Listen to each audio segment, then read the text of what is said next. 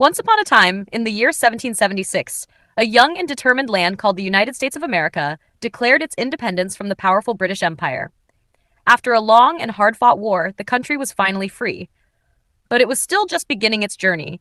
Most people were farmers, and towns were small and quiet. There were no big factories, no trains, and no tall city buildings. The industrial age had not yet arrived. But change was on the horizon. In 1790, just 14 years after independence, a clever man named Samuel Slater arrived from England. In his mind, he carried the secret designs of British textile machines, because at that time, Britain didn't allow these secrets to be shared. In Pawtucket, Rhode Island, Slater built America's first successful textile mill. The machine spun cotton into thread faster than ever before. This was the beginning of America's Industrial Revolution. Soon, more factories began to rise, especially in the northeastern states. By the early 1800s, towns like Lowell, Massachusetts, were full of textile mills, where young women known as the Lowell Girls worked long hours at spinning machines. Their work was tough, but they were part of something new. America was beginning to produce goods on a large scale. Inventions helped speed up progress. In 1793, Eli Whitney invented the cotton gin, a machine that quickly separated cotton fibers from seeds. This made cotton production much faster and fed the growing textile factories.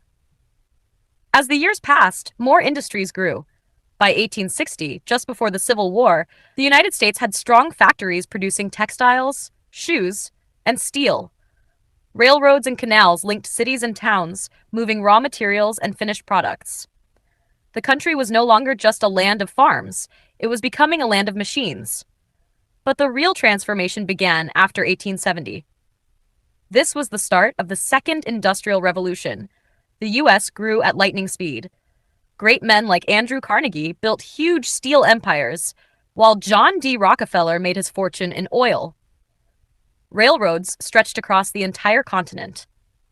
Thomas Edison invented the electric light bulb, and Alexander Graham Bell brought the world closer with the telephone. Immigrants poured in from Europe, bringing energy and hope.